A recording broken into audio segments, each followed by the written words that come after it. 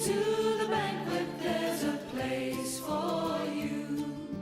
Though you maybe have no money, though you maybe feel unworthy. Matthew 22, 1 to 14, the parable of the wedding banquet. Jesus spoke to them again in parables, saying, "The kingdom of heaven is like a king who prepared a wedding banquet for his son. He sent his servants to those who had been invited to the banquet to tell them to come, but they refused to come.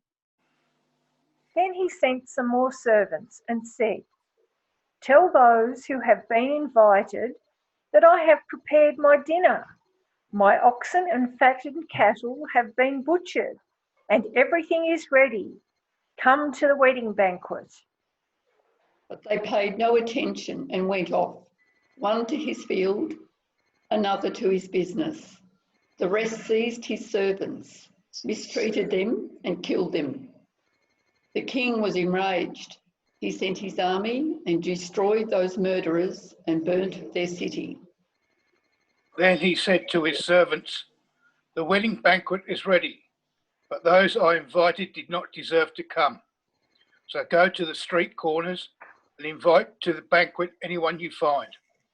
So the servants went out into the streets and gathered all the people they could find, the bad as well as the good, and the wedding hall was filled with guests.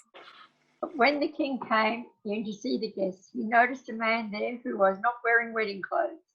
He asked, 'How did you get in here without wedding clothes, friend?' The man was speechless. Then the king told the attendants, 'Tie him hand and foot and throw him outside into the darkness, where there'll be weeping and gnashing of teeth.' For many are invited, but few are chosen." These are the words of the Lord. Thanks be to God.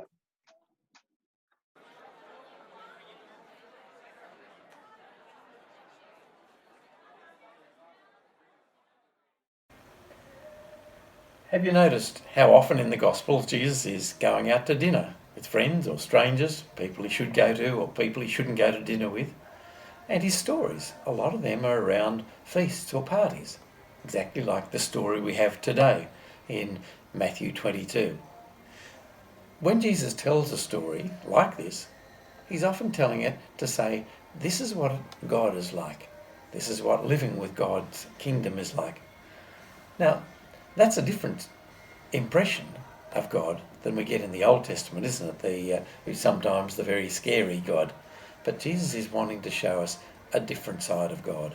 A God who is hospitable, welcoming, wanting to celebrate with us. A God who is full of the joy of life and wants us to be full of the joy of life. So the story that Jesus tells today in Matthew 22 is about a king who is going to have a wedding feast for his son's wedding, and he invites all the important people to come. And then he finds that they can't come. They're too busy with little things in their life. You would think that people would be honoured, wouldn't you, to receive such an invitation? Now, I've never received an invitation to dinner with a king, but Chris and I were honoured and delighted to receive an invitation to have dinner with Prince Charles. Now, it's a longer story to tell you all about it. Maybe other time we can talk about that. But, of course, as soon as we received this very large, ornate invitation, we were honoured and delighted, and even though we were away from home, we made all the necessary arrangements to go, to get the right clothes, etc. It was an honour to go. But not in this story. The people don't want to go to the feast the king is throwing for his son's wedding. It's hard to imagine, isn't it? Until we think about the way in which so often we're too busy to spend time with God because of little things, unimportant things. And so when the people whom you'd expect to come won't come because they're too busy with little things, then the king goes out and invites all sorts of other people. People who maybe shouldn't be coming, people who everyone thought would never be in the company of the King, people who were good, people who were bad. It's like Jesus is saying, God's grace reaching out to us. God's grace reaches out to us whether we think we're good or bad, whether we think we're worthy or unworthy. God's grace, God's love reaches out to all of us.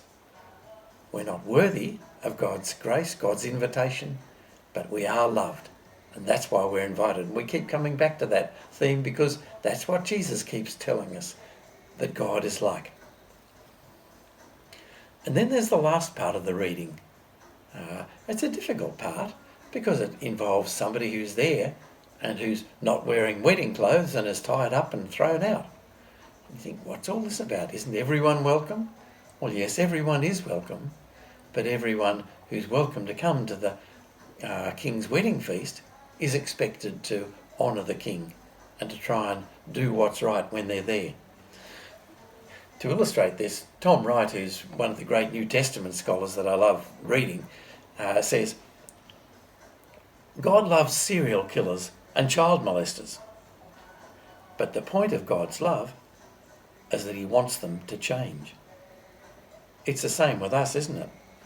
All of us have weaknesses and failings, but God loves us enough to want to change us so that we can really celebrate at the great banquet that Jesus says life with God is like. So, come to the banquet.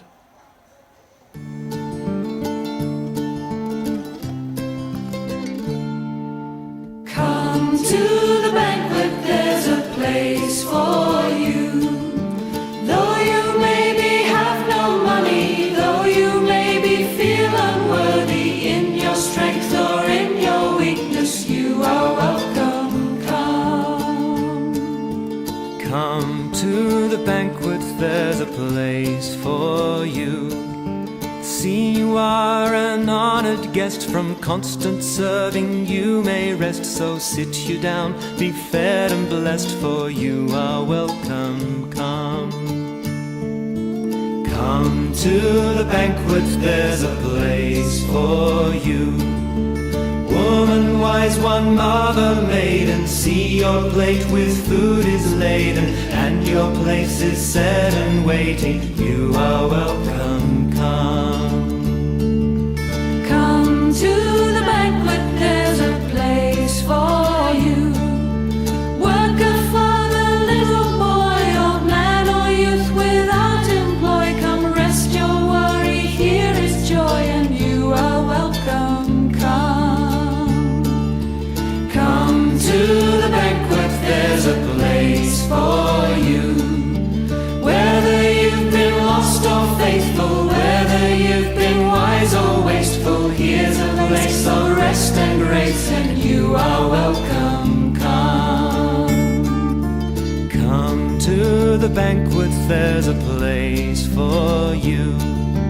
Here is one who runs to meet you, loving arms stretched out to greet you. Do not let your fear defeat you, you are welcome. Come to the banquet, there's a place for you.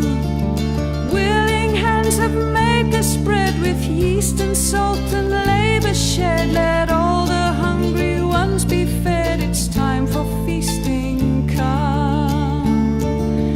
Come to the banquet, there's a place for you. Abundant wine enough for all, our generous loving host has called. The cup of blessing now is poured for sweet communion.